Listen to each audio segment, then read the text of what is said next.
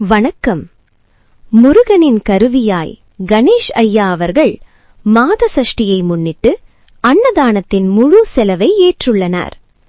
ஸ்ரீ அன்னபூர்ணேஸ்வரி மாதாவின் அருளாலும் சிவலோகத் திருமடம் தவத்திரு வாதவூரடிகள் அவர்களின் ஆசிர்வாதத்துடனும் இந்த அன்னதான சேவை நடைபெற்று வருகிறது. இந்த அன்னதான சேவையின் மூலம் 1200 முதியோர், விதவைகள் மற்றும் மாற்றுத்திறனாளிகளுக்கு அன்புடன் தினமும் உணவு வழங்கப்படுகிறது. பசி தீர்ப்பது என்பது மிக உயர்ந்த தர்மங்களில் ஒன்றாகும்.